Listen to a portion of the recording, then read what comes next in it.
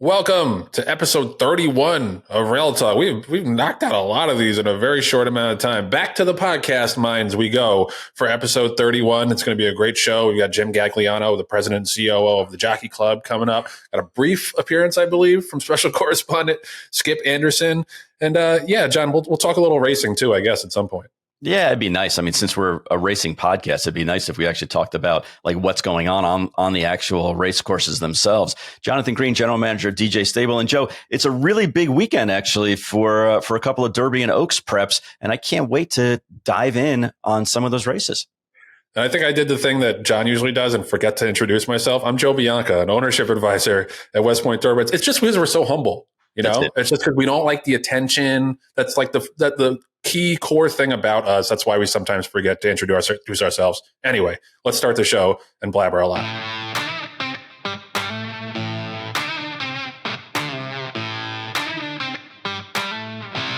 Rail Talk is sponsored by Fasig-Tipton. Fasig-Tipton's February digital sale closed last week. Massive success. 116 horses sold for over $4.3 million.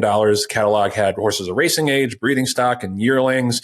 They also had the dispersal of Ruiz Racing. 752 bidders took part. That's a new record for the Fasig-Tipton digital sales, which just continue to grow. The topper was Pounce, who is a 3-year-old daughter of Looking at Lucky. She sold for $370,000. The Resolute bloodstock from Highgate Sales. So shout out to them for that successful sale. She's a racing broodmare prospect. A lot of other really nice broodmares and yearlings. Clearance rate was 90%. So that's huge. Obviously, we saw that earlier at the February sale.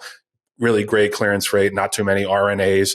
So we got the March digital sale to look forward to. That's March 7th through the 12th. Entries close on February 28th. April digital sale, April 4th through the 9th. And the May digital sale, May 9th through the 14th. And then the next physical sale is a big one. It's the Fasig-Tipton Mid-Atlantic 2-year-olds in training sale. I know West Point will be down there shopping. That's May 20th and 21st. It's right after Preakness down there in Timonium. So a lot of people will be in town for the big race. And obviously we'll stick around to shop some 2-year-olds. So we're looking forward to that. The Under Tax show for the Mid-Atlantic sale is May 14th through the 16th. So a lot to look forward to. Nominate to those digital sales now because they're only getting bigger and better and having more quality every single time. All right, so we had the richest horse race in the world this past Saturday over in Saudi Arabia, the $20 million Saudi Cup. We talked a little bit about it with Tinky on yesterday's show or earlier this week's show. I don't know when this is airing. The previous show, the last show before this one, we discussed it with Tinky, but I wanted to, break it down a little bit with John specifically about the result because Senor Buscador I'm a big fan of his. I mentioned the story I did on him from at TDN back in 2020, how he was basically Joe Peacock and his father bred Senor Buscador. It was the last horse that they bred together before Joe Sr. died. And they're a small breeding operation with basically one superstar mare named Rose's Desert.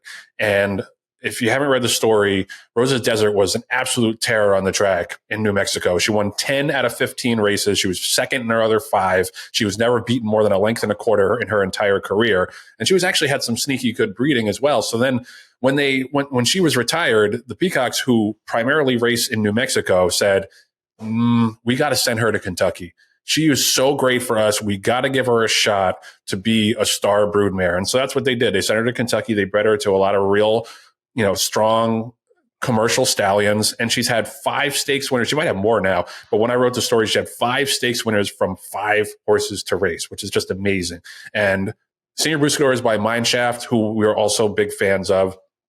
And he just kept coming down that long stretch in the Saudi Cup. And he's also one of these horses that, I think a lot of people were happy for, not just because of the small connections, but because he just ran 4 weeks earlier. Or was it maybe it's 3 weeks earlier? 4 weeks earlier in the Pegasus, shipped all the way across the world to run in the Saudi Cup and came right back with another huge effort after running second in the Pegasus to win the Saudi Cup. So for all those people who think that you need 5 months between races for top horses, no. If you got a hardy horse and you're training them the right way, they can show up time after time. And he was just an easy horse to root for. Just held off Ushba Tesoro. Saudi Crown, I thought, ran a huge race. Huge race. To be third in there after setting that fast pace. But, I was kind of happy a horse named Saudi Crown did not win the Saudi Cup, because that whole event makes me a little nauseous. John, your thoughts? I was just happy to see a horse like Senior Buscador hit the wire first, and just the fact that the industry that is full of history and blue bloods and keeping people out, excluding them.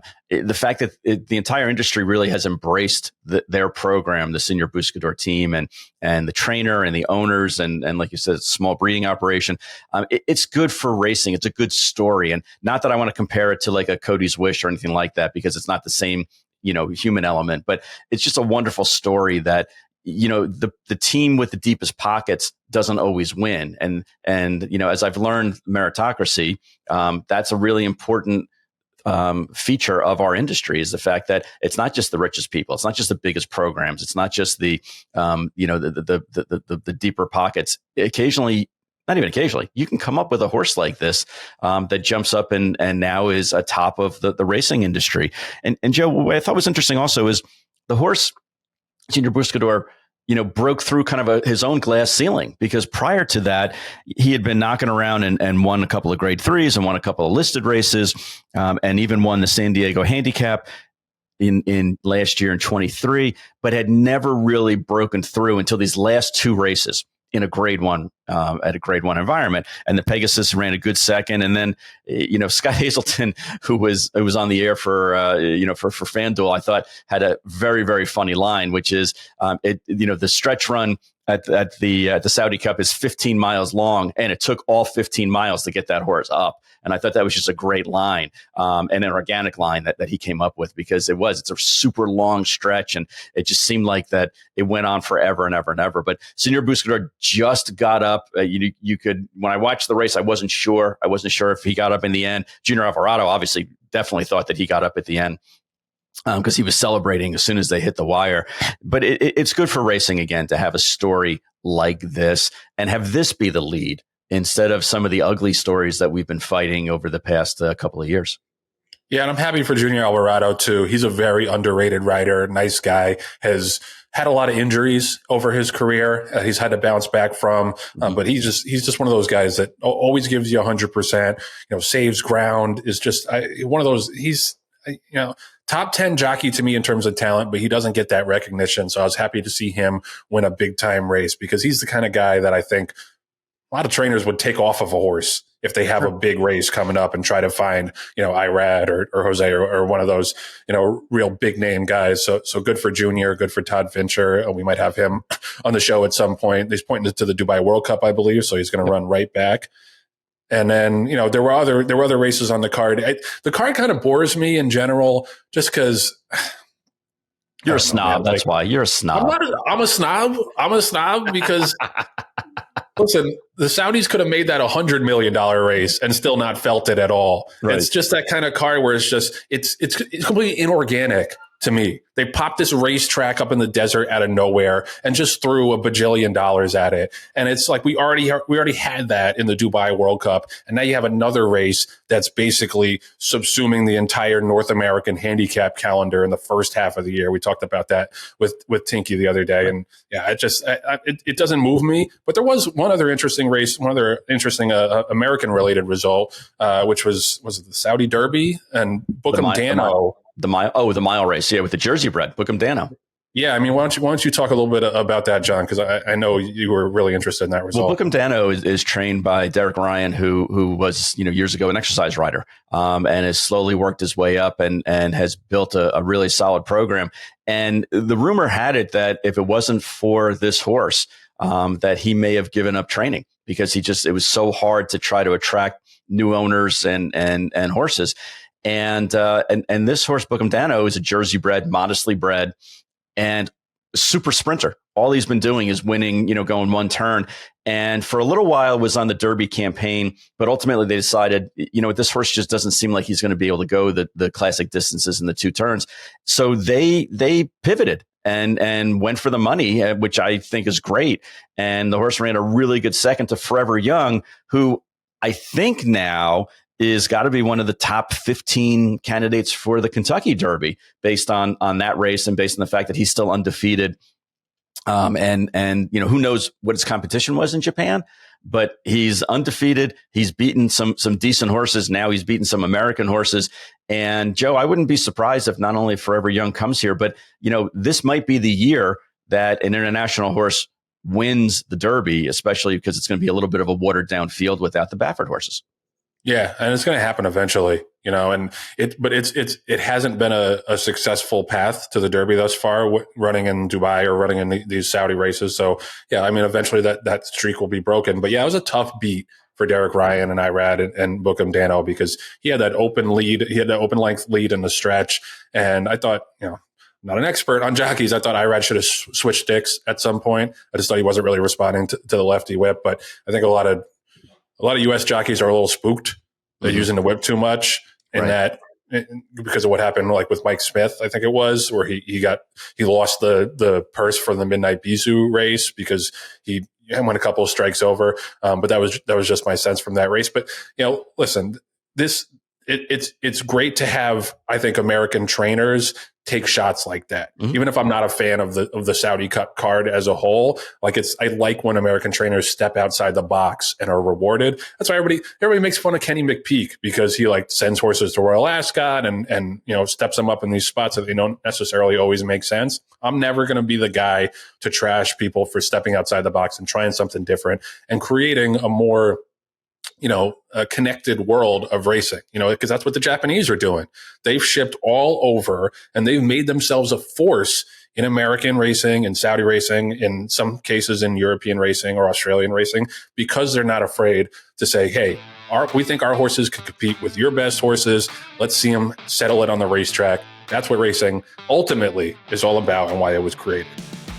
Rail Talk is sponsored by the Green Group, the #1 accounting firm in the horse business. There's one reason that they're #1. No other CPA firm knows the horse industry like they do. Len's got over 200 horses. DJ Stable's won over 2,500 races. They got 800 clients, over 800 clients in the horse business. They make the money, save them taxes, and they got a special offer for listeners of Rail Talk for a little less than 2 months until before tax day. He's offering a complimentary, confidential half-hour consultation, guaranteeing you'll get value. You can call them up, 732-634-5100. Do it before tax day, obviously, but you should do it right now. Obviously the Green Group has got a ton going on, so do it right now. He can prove to you that he'll save you taxes. He's done it for listeners of Rail Talk already. He guarantees he'll find you value and savings. He'll donate to your favorite charity or whatever you want. If he some reason can't, but he's not worried. He's always found value before. He knows he'll do it for you. So yeah, Get that call in, hit him up at greenco.com.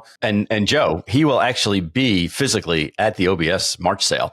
We're trying to get him a conference room so that way he can just have complimentary confidential sessions with people right then and there on the sales grounds, so that people can get their free consultation if they bring their tax stuff with them, because God knows everyone brings their tax stuff with them when they go to a sale. But this time it is going to be important for you to do that. You can sit down with Len. And who doesn't like saving money? Because if nothing else, it gives you more money to bid. No joke. There'll probably be a line out the door for that. And when he's not doing that, he'll be walking the grounds, looking at horses. He's a thorough guy in the horse business and the accounting business. That's why he's the best. All right, so we must be really coming up in the world here on Rail Talk, because we're so thrilled to welcome this next guest. He's the president and chief operating officer in his 15th year at the Jockey Club. Jim Gagliano, welcome to the show. Well, thanks for having me, guys. It's a pleasure to be here. We're so stoked to have you. I mean, this is a big get for us, but it's also very relevant. There's a lot of stuff to talk about. The industry is in a position, in a state of transition, I would say. And, you and the Jockey Club have had a lot of influence on that major transition. The chief one of which is the implementation of HISA.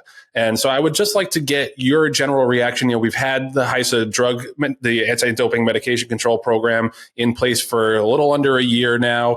HISA obviously was passed in the end of 2020. It's still early days. There's been some bumps along the way in terms of the rollout, but I do think that there's a bit of deterrence that's come about from HISA and having a central regulator for the racing industry finally. Just give me your sense of how HISA has done so far, how Lisa has done, and what work there is still to do for them. Well, there's.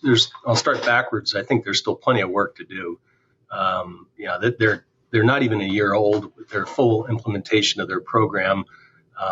The organization was built from scratch But to the top, I'm very impressed with Lisa and her team. They're highly professional. The people that she's got working for her are all, heavily credentialed, whether they're professionals like lawyers or accountants, or people that spend a lot of time in our industry, or people that she's been able to bring over from other leagues that at similar positions. I think it's a great team for both HISA and HIWU. And Jim, what's the ultimate goal that you see with HISA? Is it that we're going to be drug free in 2 years, that we're going to have more stability as far as the investigative portion of it? What's your vision for HISA?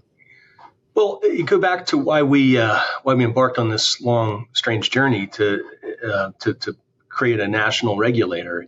There were such gaps in the way the sport was being regulated, whether it was the rules, whether it was the enforcement, investigations, even communications. There was huge gaps from state to state. I've famously one state that had a positive, determined that positive by declaring 2 winners in Pennsylvania. I mean, it was that bad. Of course, establishing HISA was going to have bumps in the road. There will be some. They have challenges as they exist. But I think for the first time, the sport is on really good footing with HISA. Yeah, I mean, absolutely. It's, you guys have an interesting role in the industry. You guys were partly the impetus for HISA. The FBI indictments came down. Stuart Janney reported on the 60 Minutes piece that, he was basically the impetus behind that, getting Five Stones involved and having the investigation that led to Jason Servis and Jorge Navarro being indicted amongst a bunch of other people. And now that that's kind of wrapped up, I just kind of want to get your sense.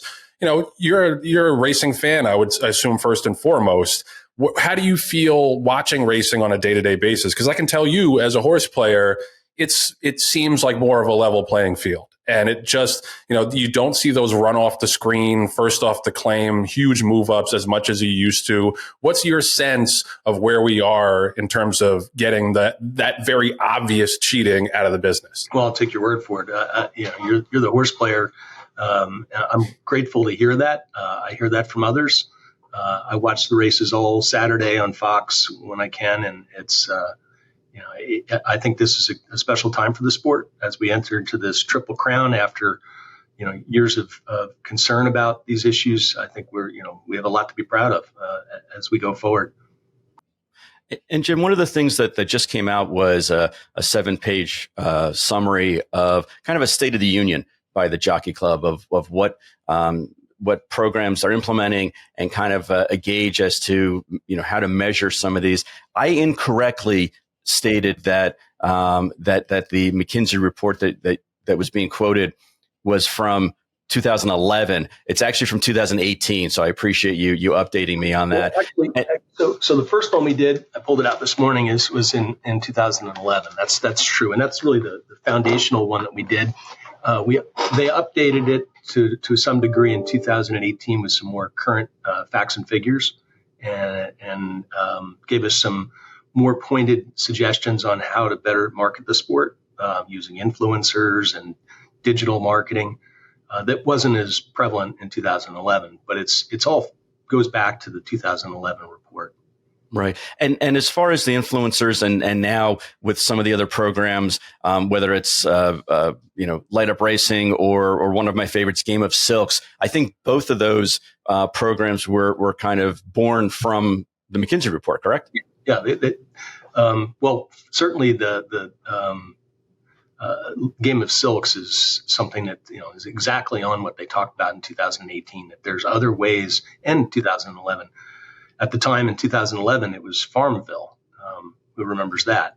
Well, it was hugely popular at the time, and they gave us some recommendations to try experiment with it. We did. I wouldn't say they were terribly successful, but it was worth the try. And when Game of Silks came along, we figured that that's something we need to support, and we have. I think they have in their game now. They've bought or sold over 10,000 horses. They've got 5,000 participants. So that's pretty big. And gamers, that's a incredibly fast growing part of an entertainment segment. Why not?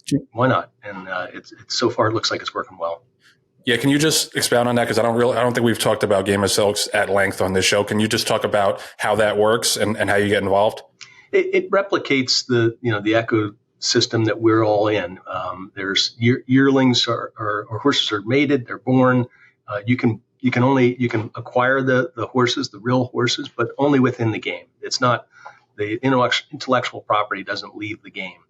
So you can buy, trade horses at an age. You can, as they're raced, you can benefit from them, and then ultimately, as they're retired as racers and become breeding animals, you can benefit from that as well. It mimics what we call as our industry. Right, and it's the best of both worlds because you don't have to pay any day fees, so it's great, and I understand that the people who participate, in essence, when they own a horse and the horse runs well and earns money, that they benefit from it as well. They do.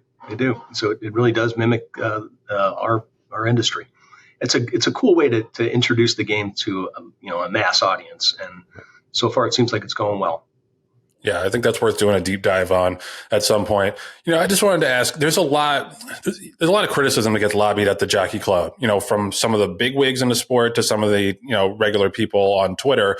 And I think there's varying degrees of how valid the criticism is. But you guys are the closest thing that we have, I guess maybe before HISA, maybe HISA is now that, but you are the closest thing that we have to a unified regulator, commissioner, what have you.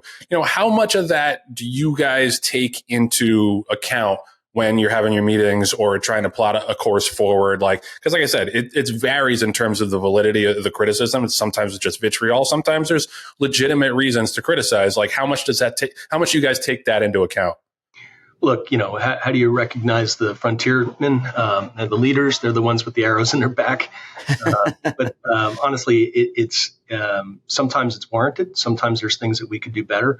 But almost I would say every time, decisions we make, actions that we take, initiatives that we embrace, all start with how can we improve racing and breeding, and the board of stewards, the 9 persons that are on our board of stewards take that into account. That is first and foremost of any decisions that are made. Right. And we, that's incredibly important. It's not profit. It's not anything else. It's how can we move the sport along? Right.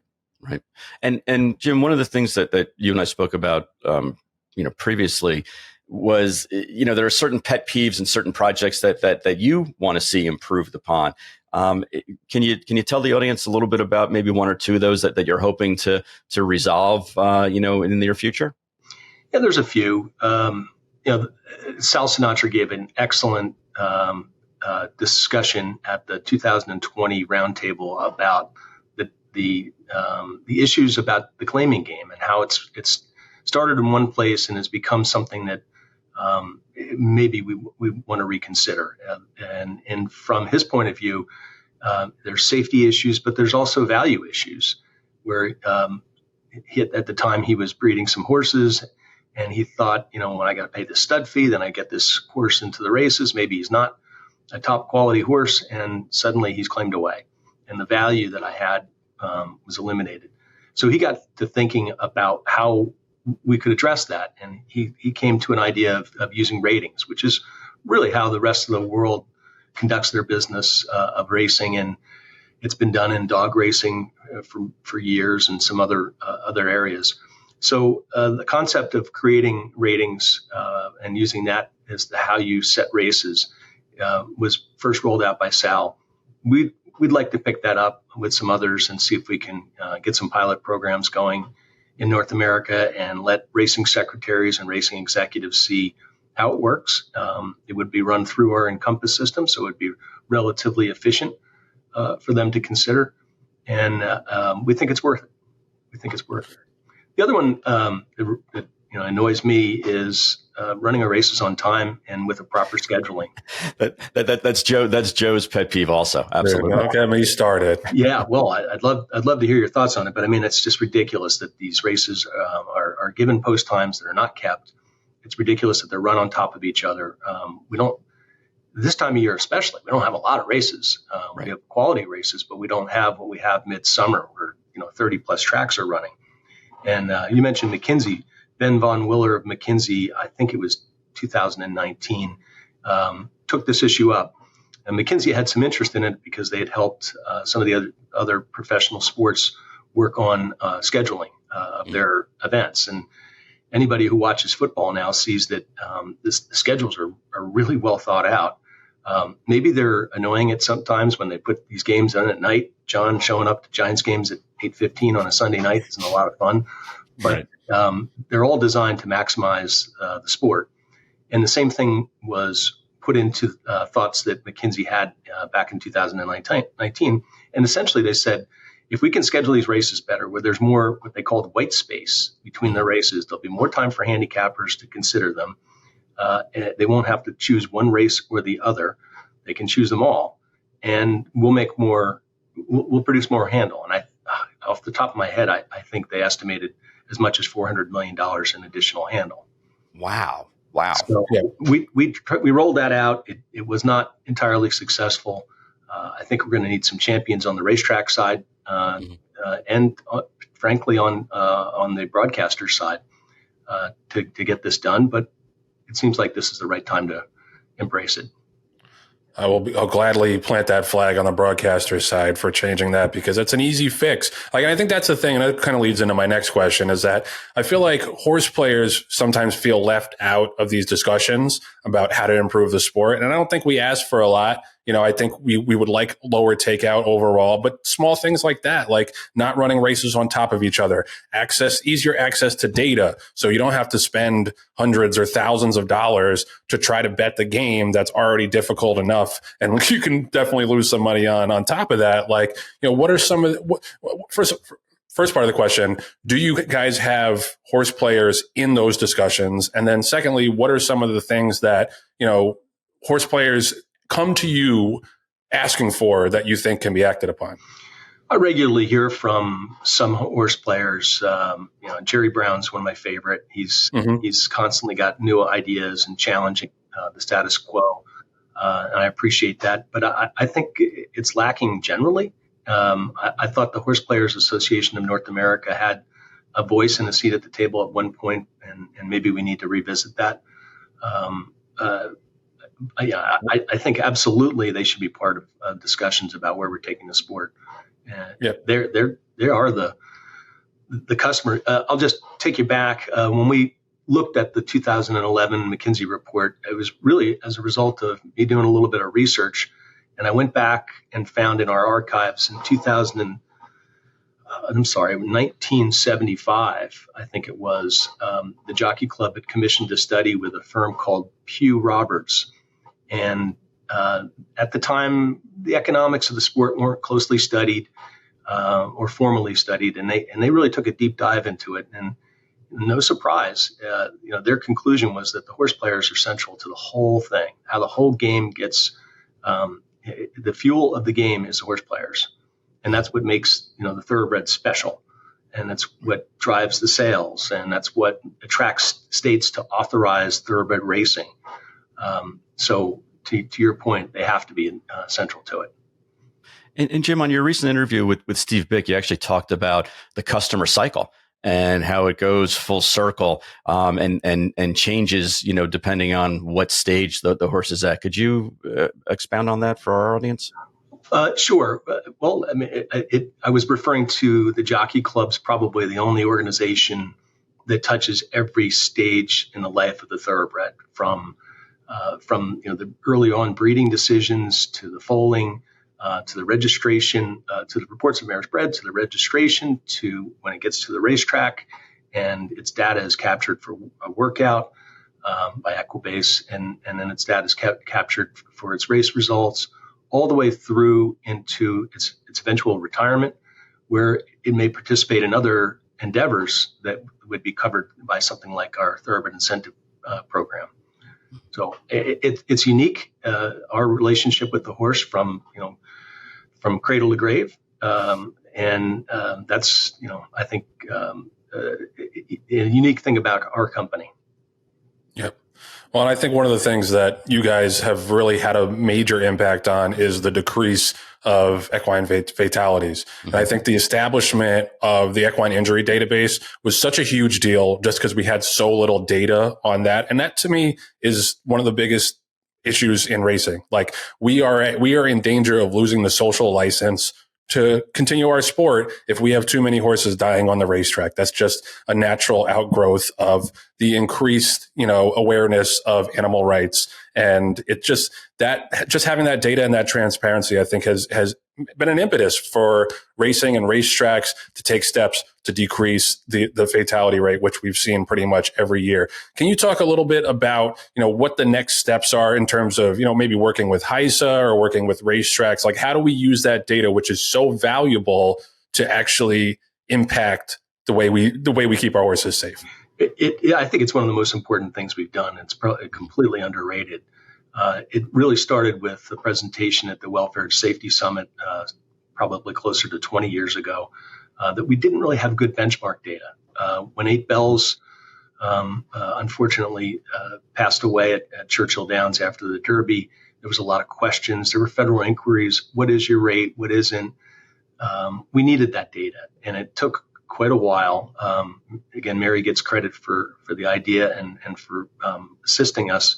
But Kristen Werner in our office, our counsel, she to this day manages that data, and it is spectacularly combed through to make sure that it's accurate. She looks at video. She takes reports from tracks. Some cases we actually have to file FOIA requests. We've had cases where we've had people had to go to state offices in a state capital and request the information so we can get it. But now it's really well hardened, and it is foundational for HISA.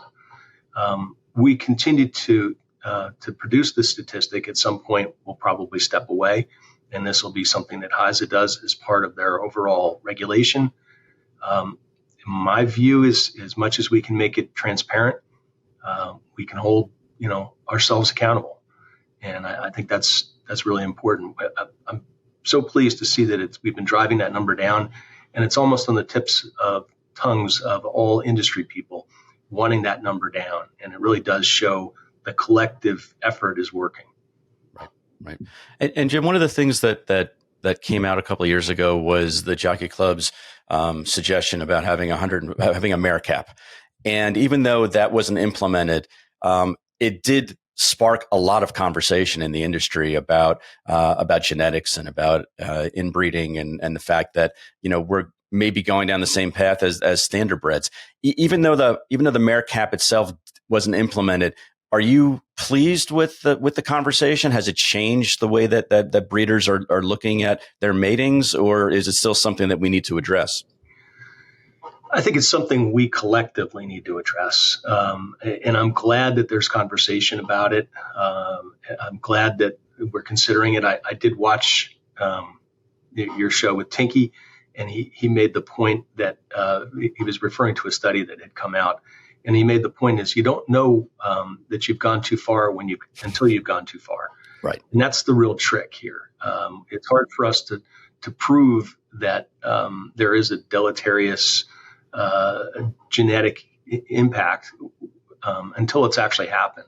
Mm-hmm. There's been plenty of other animal species that have had to take corrective action, but thoroughbred's pretty strong and pretty rigorous. It's been inbred for a long time, but even with that, I'm glad that there is a conversation about it. I don't think we offer any solutions right now, except we need to just keep a close eye on this. It's foundational to what we do. I don't know that we have an answer, but I was in the bluegrass last week, and it was a topic of conversation among almost everyone that I met with.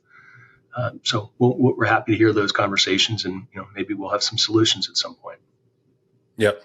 Yeah, I hope so. Because whatever the number is, I think that that you're on the right path. That there needs to be some kind of limitation or some kind of incentive not to breed as many mares to certain stallions. Last question for me, it's about the Grayson Jockey Club Research Foundation. Now, for those who don't know, it's a nonprofit charitable organization that basically studies and tries to have advancements in horse safety and, just basically what can we learn more about the thoroughbred and keeping them safe and, having them have quicker recovery times or be able to stay on the racetrack longer. Can you just talk a little bit about Grayson? How can people get involved? And then what are some of the projects that they've done that you're most proud of? Well, I'm not an expert on Grayson, so I'll let you bring on Jamie Hayden one of these days, and he can talk about some of the specific projects that they've done, some of which I can't even pronounce. There's two things about Grayson. One is it's donations, it's support. It's supported very well by the industry. It's the number one research foundation, I believe, in the country. But the real secret to it is when Grayson and the Jockey Club came together. The Grayson Foundation had a scientific advisory committee, and that to this day proves to be the real strength. The projects that are brought forward and are approved go through a very specific and, again, rigorous process, and they are the gold standard of researchers that are employed to do these studies. So if you're interested in the health and welfare of the thoroughbred, to all the listeners, I would encourage you to take a look at Grayson and consider a donation. It's a really important work, and its track history has proven that. Sorry, I lied. I have one more question. It's about anytime. No, I mean, we got you on. I just want to pepper you with everything we got. So another big issue for racing that I think we've made progress on, but probably not enough progress, is thoroughbred aftercare.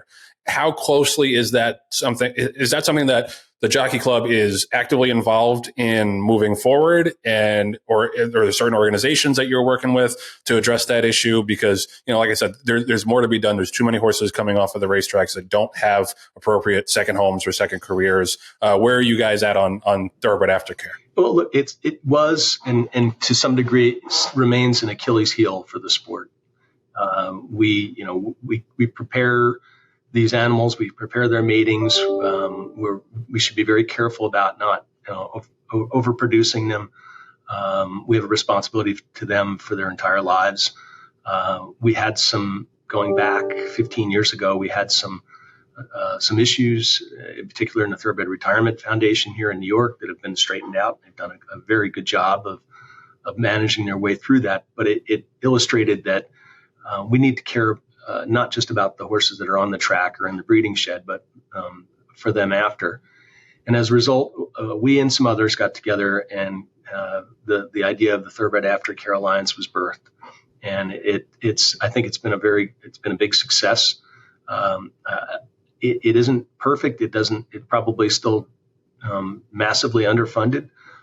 But as our foal crop gets smaller, as the awareness about responsible breeding and responsible owning becomes more part of the conversation, and hopefully with the eventual passage of the SAFE Act, which would prohibit the export of horses for slaughter for human consumption, it'll really close the door on some of the things that I indicated have been a threat to the viability of the sport. But back to there again, horses, maybe 25% of their life might be dedicated to racing and breeding. They have a lot of other really useful purposes, and as much as we can encourage that, I think we're going to do ourselves a favor and create an opportunity for the sport and the breed. Yep. And it's something, if that continues to grow and become more successful, the aftercare programs, it's something we can point to when people criticize us and say, you're not taking care of the horses. We're taking care of the horses from the racetrack and beyond. And I think that's something that we need to stand on for sure. Jim Gagliano, thank you so much for coming on, answering all of our questions. A little bit of a meandering interview on our part, but we appreciate you being game for it. Thanks for the time, Jim. You guys are great. Thanks so much. Next time I'll grow a beard. That's the price of admission. Exactly. Big weekend for TaylorMade Sales, proud sponsor of Rail Talk. TaylorMade had the Servant Leader Awards this past week to honor their daddy Joe, the the patriarch of the TaylorMade and operation and family. Daddy Joe Service Award went to Levi Dunlap, the sales op manager. Susan Ballard Admin Service Award went to Kara Adkins, who was the marketing director. John Hall Equine Service Awards went to Mara Lucas, the assistant yearling manager. So these are the awards, the internal awards for TaylorMade to appreciate their employees who do such a great job. And we talk about TaylorMade and all of the great work they do. It's not possible without a great team. Obviously, they have hired great people to surround the owners, the horses, and that's why they're the best in the business. And it's great for them and great for companies in general to recognize the employees in these ways beyond just the paycheck, to let them know that the work they do is invaluable. And it's a classy thing for TaylorMade and the Taylor family to do. It's no surprise because of the way they treat people. But shout out to the winners of the Daddy Joe Service Awards. Hope you're having a great time working for TaylorMade. I know you are. And thank you for all the work you do for the people who trust their horses with you and for the horses themselves. Shout out to everybody at TaylorMade and the business that they put on. So, got some interesting racing this Saturday. Big card at Gulfstream. We got the Fountain of Youth Stakes card. We got a lot of stakes. 1, 2, 3, 4, 5, 6, 7, 8, 9. 9 stakes races. 8 of them graded. West Point's got a horse in the only non-graded stakes, the Colonel Liam Stakes. We've got Cugino running. He was a nice first out winner at Aqueduct. Ran second last time. We were thinking of running him on an allowance, but these kind of the 3-year-old stakes, the turf stakes, and the allowances, they're like pretty similar competition this time of year. So good luck to Cugino. We have 8 grade stakes races highlighted by the Fountain of Youth Stakes, which is the last race, the 14th race on the card. Grade 2. $400,000 purse. I think, to me, all eyes will be on, not all eyes, because Locked is in the race as well. Locked was a grade 1 winner as a 2-year-old for Todd Pletcher. But there are 2 horses coming out of, probably the highest graded race for 3-year-olds so far this year that wasn't a stakes. You got Victory Avenue and Speak Easy. Speak Easy got a 100 buyer. Victory Avenue got a 97 buyer in the January 27th second race. I believe that was the Pegasus undercard. I'm always curious to see how these horses run back when you got a bunch of first-time starters running huge figures in the same race. But there was a horse who ran, I believe, 4th or 5th in that race who came back to win for Shug on Saturday at Gulfstream. So I'm going to be curious to see how those two do, stepping up in class in a big way. Obviously, I mentioned Locked is in the race, but also Dornock, who was flattered. He beat Sierra Leone in the Remsen in that race where he improbably came back to win by a nose. This will be his 3-year-old debut for Danny Gargan, son of Good Magic, half brother or full brother to Mage. So it'll be interesting to see how he does in his first race off of the bench. Lots of great action. John, I'm curious, you mentioned that Hades is going to skip this race and head to the Florida Derby. Is that just a spacing thing? Like, what was the decision making in that? Without giving away any company secrets, Joe, basically it was a couple of factors. Number one, Hades is a big, lanky horse, and we know we're going to be campaigning him against hopefully the best of the best this spring and summer. So at some point in time, we wanted to give him a little bit of break just to be able to gain some weight and kind of fill in a little bit. So we felt like that this was the time to do it. It was a little quick back off of the Holy Bull.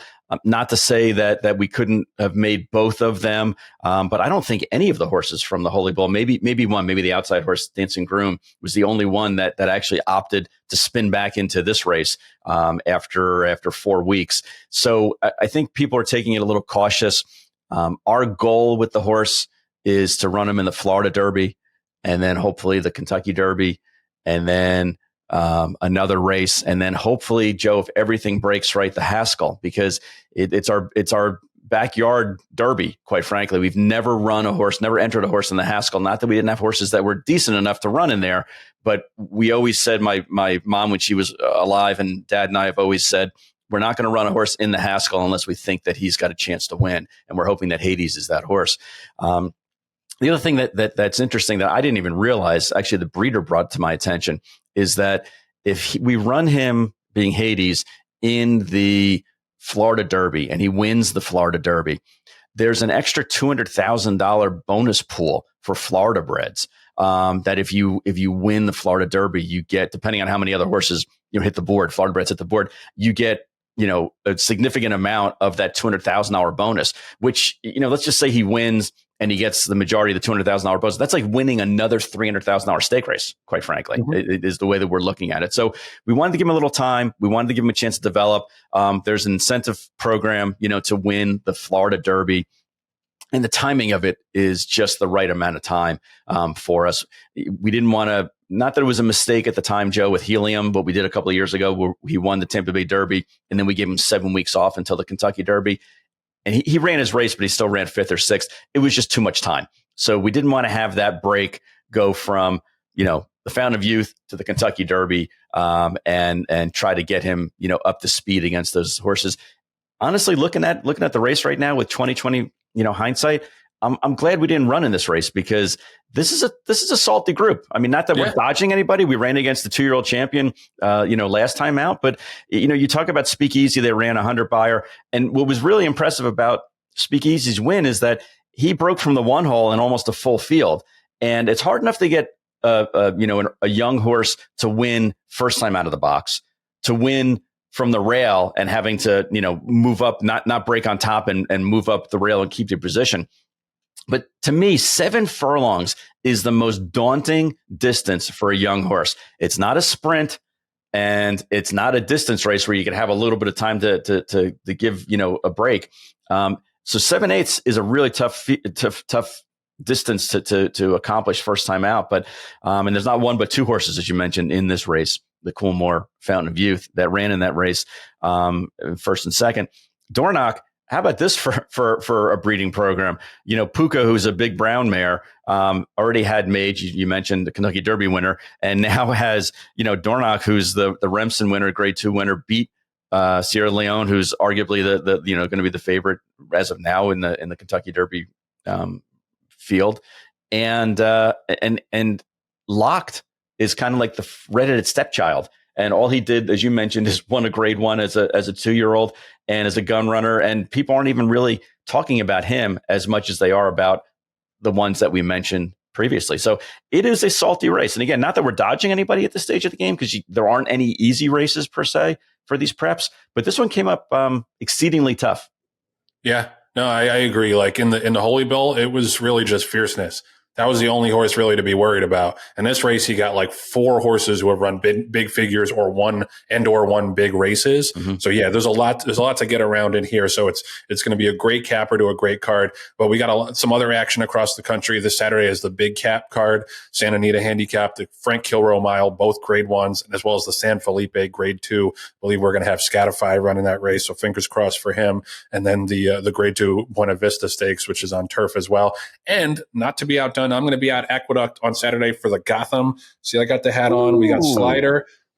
Who he ran 3rd to Muth last time out in the San Vicente. We're going to stretch him out a little bit. We wanted a 1-turn mile. John Sadler does not ship east all that often, unless it's for a Breeders' Cup or a Kentucky Derby, but he thinks that he wants to gradually step him up in distance, and there's no 1-turn mile races at Santa Anita. So he's coming to my neck of the woods at Aqueduct, sunny Aqueduct on Saturday. So best of luck to the West Point partners and to Slider. I'm hoping he pops out of there and can go wire to wire, because I'm also a big fan of him personally. He's a really, really sweet, really smart horse. So I'm looking forward to seeing him on Saturday. So we got the Gotham, the Tom Fool, the Stymie, and the Busher Stakes on Saturday at Aqueduct. So yeah, things are heating up, John. We're getting closer to the Derby all the time. Obviously, that's how the calendar works, but it feels like it's speeding up a little bit as we hit the end of February and the beginning of March. It'll be here before you know it. So yeah, best of luck to all the West Point partners and this Saturday, and can't wait for it as a horse player either. And Joe, can we just talk about one other prep? And it just it scratches my head. The John Battaglia.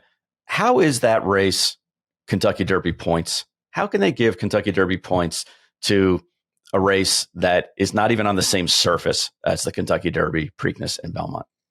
Well, I mean, didn't Animal Kingdom come out of the Spiral Stakes and win the Derby? He's the one, I think, that's come out of this race. Well, Rich Strike. Jeff Ruby. Wasn't Rich Strike also? Didn't he come out of the Turfway races? I thought he came out of the Churchill Downs races, but I could be wrong. But I guess I don't have a good point then.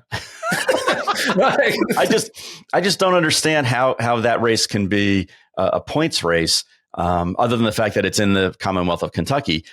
but it doesn't. And we race a turfway. It's not a knock against turfway. I think it's a great racetrack, especially for winter racing. You know what you're getting. You're getting a really solid surface. You don't have to really worry about the weather too much unless it gets super cold and that that surface gets a little cloddy, I guess, is for lack of a better term. But I look at the Battaglia, and I look at the Gotham, and I look at the Fountain of Youth, and even the race that the Rebel that ran last week, and it's like no comparison. There's not one horse in my opinion, in the Battaglia that would go into any of those other races and be anything but a double-digit odds. Yeah.